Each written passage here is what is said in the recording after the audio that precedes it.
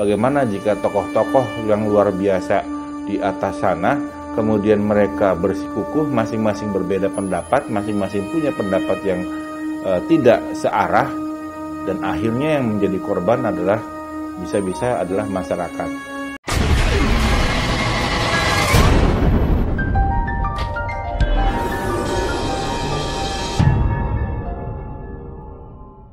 Ya, jadi kalau saya mau cerita tentang sesuatu, gambaran, satu ramalan, satu peristiwa, tentu saya akan bercerita awalnya dulu. 2020 itu tahunnya tahun apa? Kalau kita ingat dulu saya pernah cerita tahunnya tahun tikus. Tahun tikus itu memang tahun dimana banyak melahirkan tokoh-tokoh pimpinan, banyak melahirkan tokoh-tokoh yang selama ini kita tidak pernah anggap menjadi muncul, jadi luar biasa. Tetapi seperti tikus pada umumnya, setelah makan ngumpet.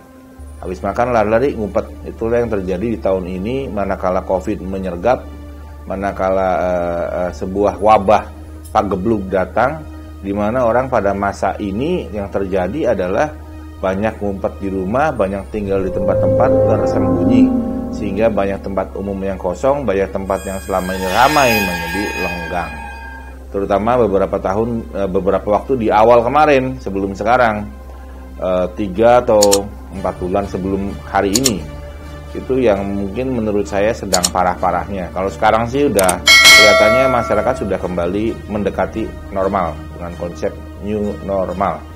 Itulah yang terjadi di tahun tikus ini. Dan itu pernah saya ramalkan di tahun tikus, sebelum tahun terjadi tahun tikus, saya pernah meramalkan bahwa tahun tikus kali ini agak berbeda karena adanya sebuah wabah yang tidak disangka-sangka. Kemudian kita masuk di tahun ke depan, yaitu tahun 2021.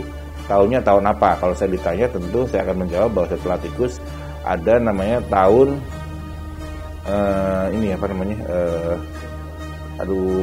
kerbau.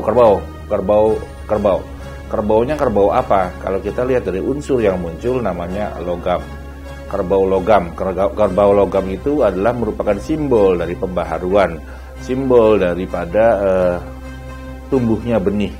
Jadi dengan kerja keras, dengan kerja giat, banyak hal yang selama ini tidak muncul bisa dimunculkan.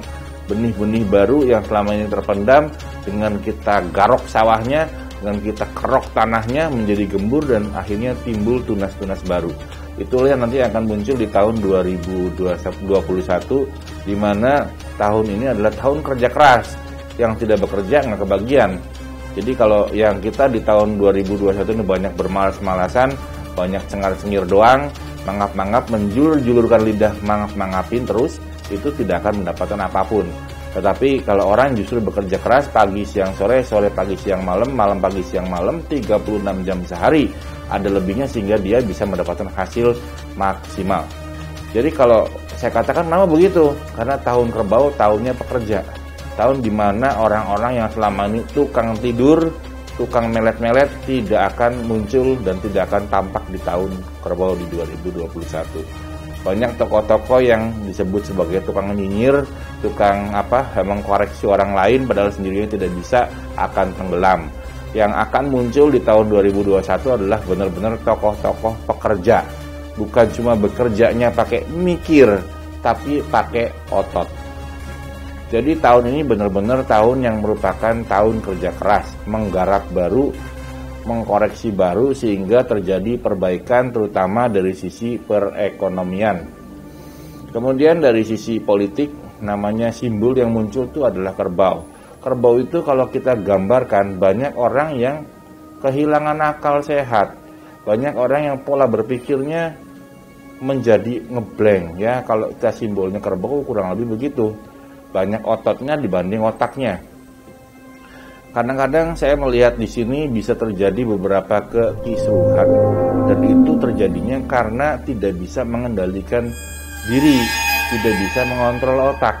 Bagaimana jika tokoh-tokoh yang luar biasa di atas sana, kemudian mereka bersikukuh, masing-masing berbeda pendapat, masing-masing punya pendapat yang tidak searah, dan akhirnya yang menjadi korban adalah bisa-bisa adalah masyarakat.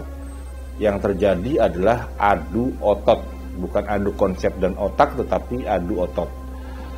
Banyak resiko yang terjadi di tahun 2021.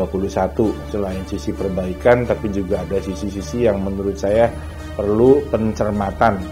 Banyak sekali hal-hal yang tidak kita sangka akan terjadi. Sama seperti kita menggarap sawah. Saat kita menggarap, kadang-kadang kita menemukan satu hal yang tidak pernah kita sangka. Bisa baik dan bisa buruk. Dan di tahun 2021 ada beberapa keburukan yang akan muncul dan mencuat. Tetapi juga ada beberapa kebaikan juga yang akan muncul dan mencuat. Tetapi kemudian kalau saya ditanya, banyak baiknya dan banyak buruknya, mana lebih bagus? Baiknya kelihatannya masih lebih banyak. Tetapi kembali lagi bahwa orang yang menerima kebaikan adalah orang yang mau bekerja keras. Jadi kalau saya lihat dari unsur logam itu kokoh, artinya kuat. Buminya bagus, tapi justru gejolaknya bukan dari buminya, tetapi di luar bumi. Jadi kalau kita lihat lebih pada angin, lebih pada air, gerakan air, lebih pada sesuatu yang menggerakkan di luar sentral tanahnya, seperti itu. Dan itu kelihatannya ada beberapa peristiwa angin yang juga luar biasa di tahun 2001. Kemudian juga di awal-awal 2001 juga ada beberapa peristiwa yang akan mengagetkan. Ada bencana-bencana yang berkaitan dengan gerakan-gerakan air. Gerakan air yang besar, kemudian gerakan angin yang besar, lebih pada topan dan lain-lain seperti itu. Yang juga bisa merenggut korban jiwa. Tetapi kembali lagi, masalah mati dan hidup itu urusan Tuhan. Selagi kita berpikir bahwa kita ini umatnya melakukan kegiatan yang berkaitan dengan doanya dan puasanya dan ibadahnya dan lain-lain, saya pikir juga itu juga bisa melindungi dan menjauhi kita dari hal-hal yang bersifat merugikan ke depan. Gonjang-ganjing dalam dunia politik masih kelihatan kencang karena tahun kebo ini banyak orang yang justru tidak menggunakan otaknya tapi menggunakan ototnya. Benturan-benturan politik terjadi di beberapa sisi dan itu terjadi di beberapa kelompok besar yang akibatnya merugikan masyarakat. Terutama kembali lagi di sisi lain terjadi perbaikan karena tahun kebo merupakan pembangkitan tunas, penggarapan pekerjaan yang baru, tetapi di sisi yang lain benturan-benturan ini juga cukup mengganggu sehingga dalam perkembangan perekonomian harusnya mencapai maksimal, tidak maksimalnya ya kayak begini ini.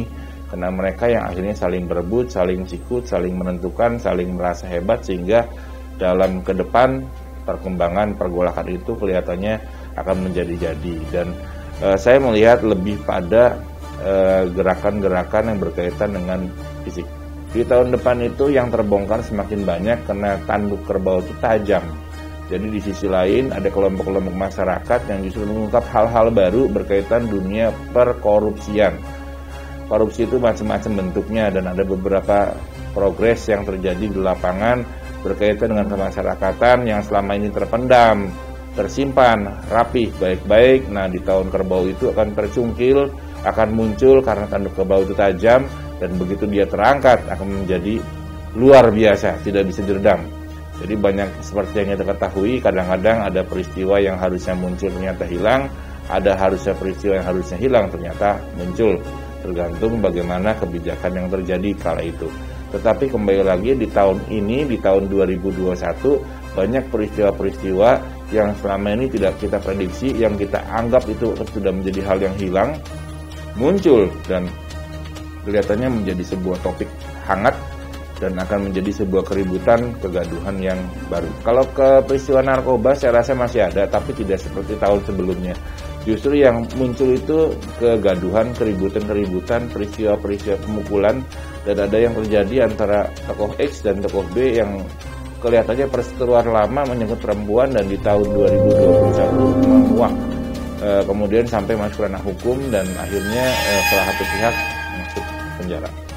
Kemudian juga banyak skandal-skandal berkaitan dengan dunia antah-berantah, tanda kutip, yang akan muncul, yang selama ini kembali lagi bahwa ini disimpan dengan sangat rapi, orang sudah menganggap itu hilang dan di tahun 2021 akan muncul dan booming menjadi sorotan publik. Kalau saya ditanya tentang kematian, yang tahu mati adalah Tuhan. Tentu kembali lagi bahwa wabah masih berjalan, tapi dengan sendirinya itu akan muncul, akan hilang, kemudian ya begitu aja lupa. Saya selalu berharap bahwa apa yang saya hitung dan saya perhitungkan itu adalah salah. Tetapi kembali lagi, tidak ada salahnya sebagai manusia kita berwaspada, berusaha, banyak berdoa, tentu melakukan sesuatu yang baik agar kita terhindar dari hal yang namanya malapetaka.